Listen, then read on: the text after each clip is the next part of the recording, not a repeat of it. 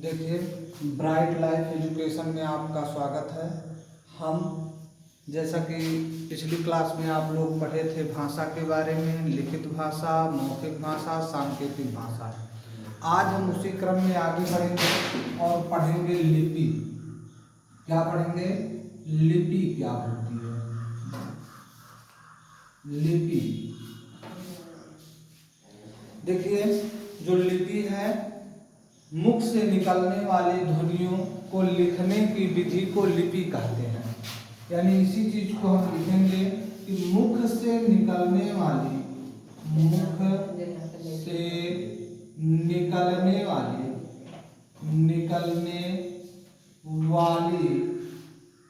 ध्वनियों को, मुख से निकलने वाली ध्वनियों को लिखने की विधि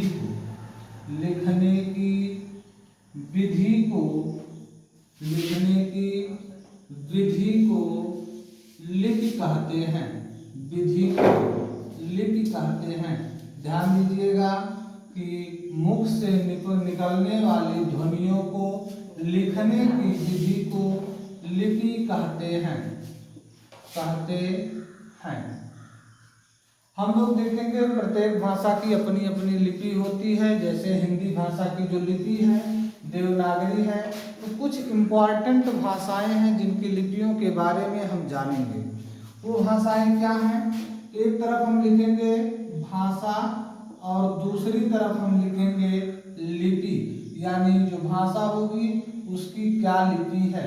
जैसे हिंदी भाषा है, हिंदी भाषा की लिपि आप जानते हैं क्या है? देवनागरी है। हिंदी भाषा की लिपि क्या है? साथ में रिपीट करते रहिएगा। हिंदी भाषा की लिपि क्या है? देवनागरी है। संस्कृत भाषा की लिपि भी क्या है? देवनागरी है। इसके बाद जो है गुजराती भाषा की लिपि, गुजराती भाषा की लिपि भी देवनागरी है। फिर देखेंगे नेपाली भाषा की लिपि भी देवनागरी है। मराठी भाषा की लिपि क्या है? देवनागरी है। इसके बाद आती है उर्दू भाषा। उर्दू भाषा की लिपि क्या है? उर्दू भाषा की जो लिपि है वो फारसी है। उर्दू भाषा की लिपि क्या है? फारसी है। अंग्रेजी भाषा आती है। अंग्रेजी भाषा की लिपि जो है क्या है? रोमन। अंग्रेजी भाषा की लिपि क्या है? रोमन है। इसके बाद जो भाषा आती है पंजाबी आती है। पंजाबी भाषा की लिपि क्या है? गुरुमुखी। पंजाबी भाषा की लिपि क्या है? गुरुमुखी है। पंजाबी भाषा की लिपि क्या है? गुरुमुखी है। इसके बाद आता है जर्मन भाषा। तो जर्मन भाषा की लिपि है, जर्मन भाषा की लिपि भी क्या है? रोमन है। तो हम देख रहे हैं कि जो कुछ भाषाएं इंपॉर्टेंट भाषाएं हैं और उनकी जो लिपियां हैं इसके बारे में अध्ययन कर रहे हैं। ये जो टॉपिक है ये टैट, सी टैट तथा सुपर टैट तथा अन्य परीक्षाओं की दृष्टि से इम्पॉर्टेंट है। तो एक बार रिपीट करेंगे, लिपि किसे कहते हैं? तो लिपि मुख से निकलने वाली ध्वनियों को लिपि कहते हैं। मुख से निकलने वाली ध्वनियों को लिखने की विधि को लिपि कहते हैं। जो लिपि भाषा होती है उसकी एक लिपि होती है। जैसे हिंदी भाषा की लिपि क्या है? देवनागरी। हिंदी भाषा की लिपि देवनागरी। संस्कृत भाषा की लिपि देवनागरी। गुजराती भाषा की लिपि देवनागरी। नेपाली भाषा की लिपि देवनागरी। मराठी भाषा की लिपि देवनागरी। यानी इन पांचों भाषाओं की जो लिपियां हैं ये क्या हैं? देवनागरी हैं। आप पांचों को याद रखेंगे, हिंदी, संस्कृत, गुजराती, नेपाली, मराठी। हिंदी, संस्कृत, गुजराती, नेपाली और मराठी, इन पांचों भाषाओं की जो लिपि है वो देवनागरी है। उर्दू भाषा की लिपि क्या है? फारसी है। अंग्रेजी, देखिए दो भाषाएं हैं, अंग्रेजी की लिपि रोमन है और जर्मन की लिपि भी क्या है? रोमन है। तो इस तरह से आप याद करेंगे कि अंग्रेजी और जर्मन भाषा की लिपि रोमन है। पंजाबी भाषा की लिपि क्या है? गुरमुखी है। पंजाबी भाषा की लिपि क्या है? गुरमुखी है। तो इस प्रकार से हमने देखा कि ये जो लिपियां हैं ये यहाँ से एग्जाम में जो पेपर बनता है जरूर आपको मिलेगा और पेपर में आप निश्चित रूप से ये सारी चीजें गलत नहीं करके आएंगे।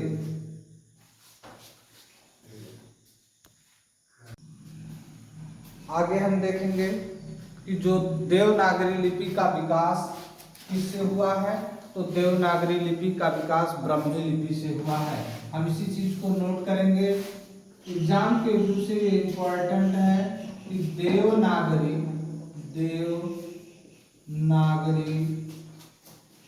लिपि का विकास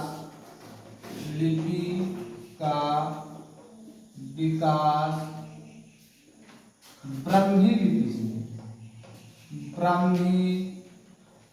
लिपि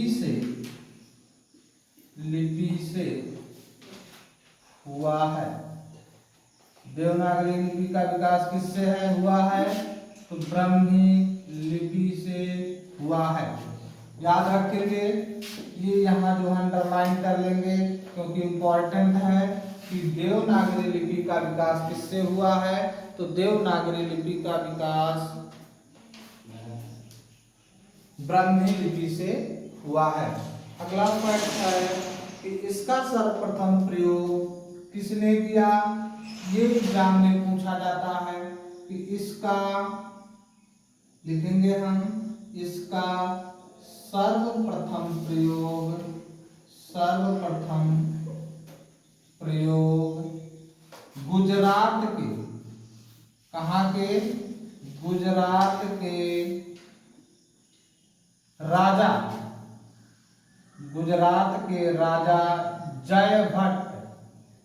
जय भट्ट ने इसका प्रयोग सर्वप्रथम गुजरात के राजा जय भट्ट ने अपने एक शिलालेख में किया था। अपने एक शिलालेख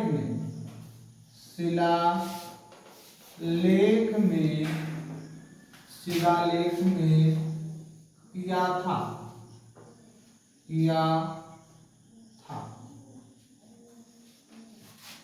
अगला है 8वीं और 9वीं सदी में। कौन सी सदी में? 8वीं एवं 9वीं सदी में इसका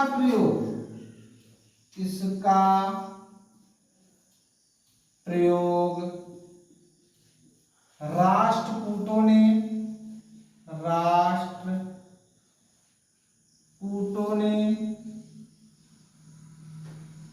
यानी 8वीं एवं 9वीं सदी में इसका प्रयोग राष्ट्रकूटों ने तथा बड़ौदा के ध्रुवराज ने किया था। कहाँ के? बड़ौदा के ध्रुवराज ने किया था। ध्यान से देखिए कि 8वीं और 9वीं सदी में इसका प्रयोग राष्ट्रकूटों ने किया तथा बड़ौदा के ध्रुवराज ने इसका प्रयोग किया था। यानी इन लोगों ने अपने राज्य में देवनागरी लिपि का प्रयोग किया था। आगे फैक्ट देखेंगे, महाराष्ट्र में इसे किस नाम से जाना जाता है? तो महाराष्ट्र में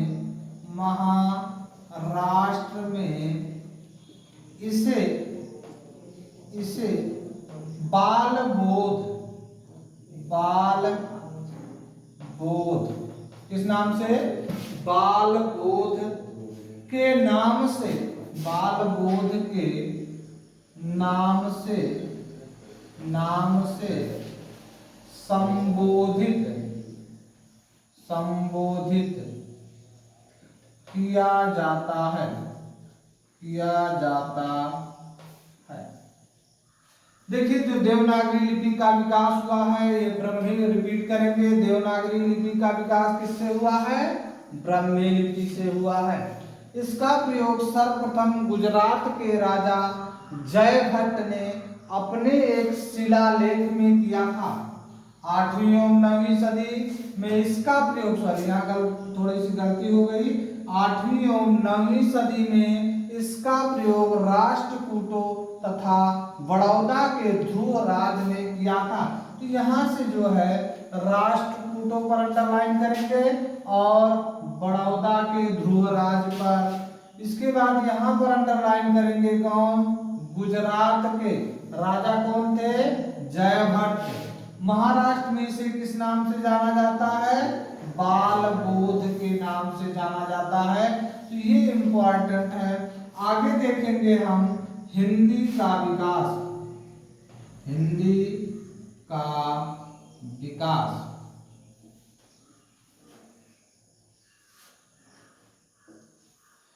इसमें आप जानते हैं कि जो दिशाएं होती हैं 4 होती हैं। पूर्व होता है, पश्चिम होता है, उत्तर होता है, दक्षिण होता है।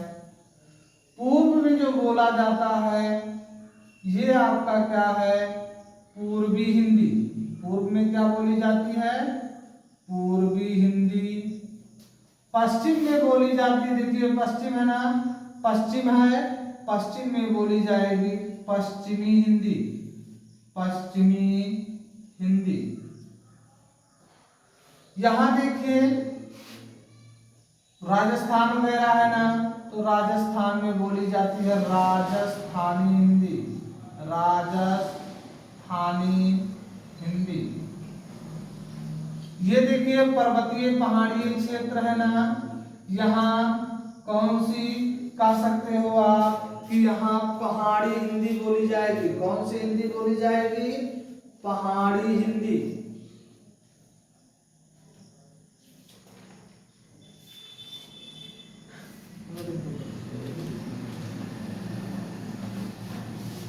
ये यहाँ पर पहाड़ी हिंदी, पहाड़ी हिंदी। अब हम देखेंगे कि इनका विकास किससे हुआ है। जैसे पूर्वी हिंदी का विकास जो हुआ है ये अर्ध मगधी से हुआ है। अर्ध मगधी से। पूर्वी हिंदी का विकास किससे हुआ है? अर्ध मगधी से हुआ है। पश्चिमी हिंदी का विकास किससे हुआ है? तो ये है शोर सैनी से। शोर सैनी से। पश्चिमी हिंदी का विकास किससे हुआ है? शोर सैनी से। आती है बात राजस्थानी हिंदी की, तो राजस्थानी हिंदी का विकास किससे हुआ है? अपभ्रंश से हुआ है। अपभ्रंश से हुआ है। राजस्थानी हिंदी का विकास अपभ्रंश से हुआ है। पहाड़ी हिंदी का जो विकास हुआ है ये खस से हुआ है। किससे हुआ है? पहाड़ी हिंदी का विकास खस से हुआ है।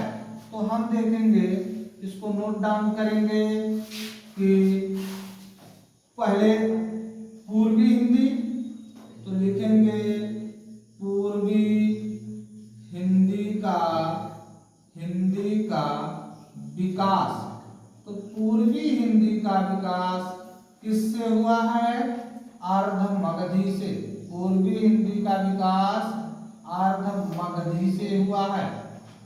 बात आती है पश्चिमी हिंदी। पश्चिमी हिंदी। पश्चिमी हिंदी का जो विकास हुआ है वो किससे हुआ है बाबू? पश्चिमी हिंदी का विकास शोर सैनी से हुआ है। शोर सैनी से हुआ है। पश्चिमी हिंदी का विकास किससे हुआ है? शोर सैनी से हुआ है। इसके बाद बात आती है राजस्थानी हिंदी की। तो राजस्थानी हिंदी का विकास, राजस्थानी हिंदी का विकास किससे हुआ है? अपभ्रंश से हुआ है, अपभ्रंश से हुआ है। इसके बाद देखेंगे क्या सबसे ऊपर की ओर हिमालयी क्षेत्र है, पर्वतीय पहाड़ी क्षेत्र है ना, तो यहाँ से पहाड़ी हिंदी निकली है। कौन सी हिंदी? पहाड़ी हिंदी। तो पहाड़ी हिंदी का जो विकास हुआ है वो किससे हुआ है? यहाँ आपको बता दिया गया है कि पहाड़ी हिंदी का विकास खस से हुआ है। किससे? खस से हुआ है। तो एक बार रिपीट करेंगे कि आप देखिए दिशाएं 4 होती हैं।